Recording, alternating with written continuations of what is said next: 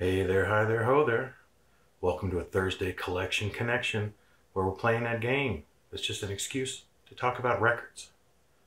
I play the game with my brother, Plastic Eric, over on the Plastic Soundwave Cult channel. Every Monday he shows a record, every Thursday I show a record. And the game we've made out of it is that each album has to relate in some way to the album shown before, and we ask you to try to guess what that connection is. Today we're going to be forging a connection between the Beatles' Hey Jude and the Replacements' Hootenanny. At least, that's what I wish I was saying. We'll talk about it. Instead, in reality, we will be forging a connection between the Beatles' Hey Jude and Depeche Mode's Catching Up with Depeche Mode from 1985.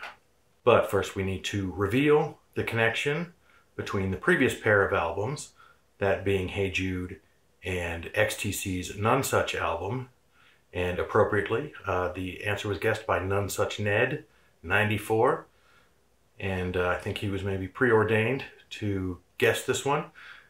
And the connection was that each album has a Ballad of Somebody song. None Such opens with the Ballad of Peter Pumpkinhead, and Hey Jude closes with the Ballad of John and Yoko. So congratulations to None Such Ned. And with that, let's get on with the show.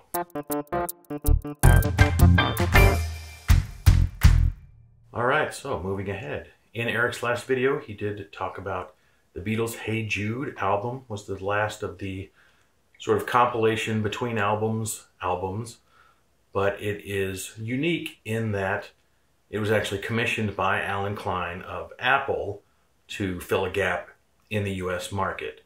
Previously, the way the Beatles catalog had been handled by Capitol Records was to cut some songs, add some singles to the more familiar named studio albums, and then between albums they would put out a compilation that included some new non-album singles, some of the tracks that they had pulled from the other albums, and it was all kind of a mess, and it's one of the reasons why it's really difficult to work out the Beatles' discography sort of in a neat timeline, just because they're so different.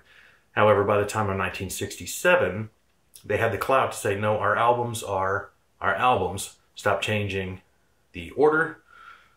We want it to be the same everywhere. And so from Sgt. Pepper's on, those last 4 or 5 albums were all the same all around the world. That left an interesting gap by the end, because they were still in the UK style releasing non-album singles. So a track like Hey Jude was never on any of those albums, and arguably ended up filling a more valuable gap than the stopgap albums that Capitol themselves had put together. And although it was created to fill that gap in the US market and was not initially for sale in England, because it filled such a need, it got pressed around the world and was available largely around the world. And interestingly, the Spanish version did not include the Ballad of John and Yoko because of a line about Gibraltar in the song that the regime of Francisco Franco at that time did not care for. And so that song's not included on the Spanish version of the album. I tried to find a connection through that. Wasn't able to. And the album cover itself, which I actually had a poster once upon a time of a close-up of the Beatles' faces from that same photo shoot. That photo was taken in front of a house of John's, and I tried to find another album cover taken in front of the artist's house, and I came very close with the Replacements' Let It Be, where they're sitting on the roof of the house, but that house turned out to be Tommy Stinson's mother's house, so almost, but not quite. But having that near connection made me think, oh my god, Let It Be, the album after Hey Jude, was Let It Be. And wouldn't it be cool, a really kind of outside the box, real Only Connect fan, if you are a fan of that UK game show Only Connect, or if you play the New York Times Connections game. I thought that was going to be a beautiful, elegant connection to the album that came before Let It Be in the Replacements catalog, which is Hootenanny. Unfortunately, I don't own a copy of Hootenanny. And even though you could argue it's not really within the spirit of the game, I went out yesterday desperately looking to see if I could come up with a copy of it, because I do have some of the Replacements catalog, including Let It Be, Tim, and Don't Tell a Soul, plus a collection called Nothing for All for Nothing. But I don't have the Hootenanny album, but it wouldn't have been that much of a stretch for me to acquire it just because of the beauty of this connection that I wanted to make. Alas, I can't make it. Couldn't find a copy of it. And so instead, after really struggling, I don't know why, every time Eric's played a Beatles album, I've had a crazy time trying to find a connection. I've come up with a fairly pedestrian one just because I put so much effort into trying to find Hootenanny and trying to find another album that lopped off a song that Francisco Franco didn't care for. And what kind of connection would that have been? And in the end, what I came up with is Catching Up with Depeche Mode from 1985. Now, Catching Up with Depeche Mode doesn't really exist anymore in the catalog of Depeche Mode. In the US, the third album of Depeche Mode's, Construction Time Again, didn't do well at all.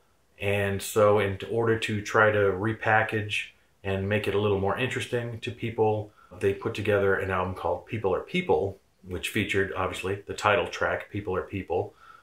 And that became a big hit, their biggest hit to date, and remained their biggest hit until the Violator era, their biggest hit in the US at least. And shortly after their fourth album, Some Great Reward, came out, Depeche Mode released around the world singles 81 to 85. So a real honest compilation, whereas People Are People had been a little more patchwork. Like the Beatles, they released non-album singles, and so it was a way to pull some of those into an album format for the American audience to buy. But because they had just put out People for People and it had sold fairly well for them, they didn't want to put out singles 81 to 85, and so they ended up following up that with Catching Up with Depeche Mode, which uses the same cover, just changes the title and changes the tracks on it to lop out the songs, the singles that had already appeared on People Are People, and was somewhere between a greatest hits and an odds and sods compilation, because it went all the way back to the Vince Clarke era, who was only there for the first album, and has 3-4 singles from the first album, and then included more contemporary material, such as the 2 tracks, I believe Flexible and It's Called a Heart, that were new tracks put onto the singles 81 to 85 compilation, and a couple of album tracks, again, to fill out the track listing. And Catching Up with Depeche Mode was only available in the United States, ever, really. And once other singles collections and best ofs came along, they were able to shunt that album off into their history and sort of drop it from their discography. It had its run. It came out in 85, and then a CD version came out in 1987, but it was never really issued much beyond that. Like the Beatles, once they got their act together, they determined what they wanted in their discography and what they didn't, and things like People Are People and Catching Up with Depeche Mode were dropped from their history in favor of the newer compilations. I think that's why I had such a difficult time with the early Depeche Mode catalog at the time, not really understanding in the same way. It took me a long time to understand the difference between the Capitol Beatles albums and the Parlophone Beatles albums. The fact that things like this would exist, that one record label in one country might decide to do a thing that sort of smudges up the whole timeline, that is annoying, and then it makes it so that you don't want to buy the original albums, or makes me not want to buy the original albums because I'm only mildly into it and I don't want a bunch of repeated tracks. I was definitely mostly into Depeche Mode as a mopey teenager. There's no denying that. But my era was Black Celebration. Like, that was my Depeche Mode album. And I went ahead with Music for the Masses, and weirdly, never bought Violator, but I had all the CD singles from Violator. Again, doing that math in your head when money was a little scarce. It's like, oh, I've already got all the singles. Why would I buy the album? So I never did. That's a weird skip that I never bought Violator. Then I bought Songs of Faith and Devotion and never really went back other than for the album Some Great Reward. I don't have any of their earliest albums because this sort of took the place of them. But Depeche Mode, they're still around today. There's just two of them left. Kind of the main two guys, Dave Gahan and Martin Gore. And then Vince Clarke left. They made their second album as a trio. I forget which one of Alan Wilder and Andy Fletcher was a founding member, but then they added that fourth member again to reemerge as a four-piece band and remain that way through 95 or so, when I think Alan Wilder left, and then they continued as a three-piece until Andy Fletcher's death just a year or so ago. Now it's just a two-piece, but they're still putting out music. I can't say that I follow it. We did one of their later albums, like a 2001 album, Exciter, previously in the series. I think I said maybe some of the same stuff in that episode.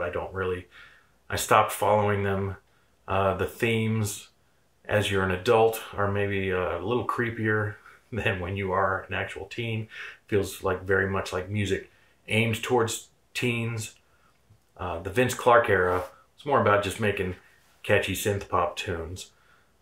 And once Martin Gore took over the reins after Vince Clarke left, these themes of, I want to say religion and spirituality, but it's more about subverting religion and spirituality in songs like Personal Jesus and Blasphemous Rumors, and lots of songs talking about sin and sacrifice and all that sort of thing. And the words little girl appearing in far too many songs. I'm not calling them out or anything like that. It's just, clearly it's aimed at an audience that, as an adult man, was not me. And so I just kind of stopped following them, even though I still love my synth pop. Roosevelt's one of my favorite artists these days, who's hearkening back to a lot of that early synth sound, both from the disco age, Europop, but also those early synth pop bands like Erasure and Depeche Mode, but keeps it danceable. They got less danceable, I feel like, as they came on Depeche Mode and got a little more moody overall. Just the hooks kind of got less and less, and it became more about the atmosphere of the songs and the vulnerability and the overreaching sincerity, and just kind of stopped being my thing quite so much. So still have all the albums that I had. I don't really pull them out that often, so that's why I thought maybe this would be a good reason to pull it out. And it is fun, you know, to listen to. Just Can't Get Enough, you know.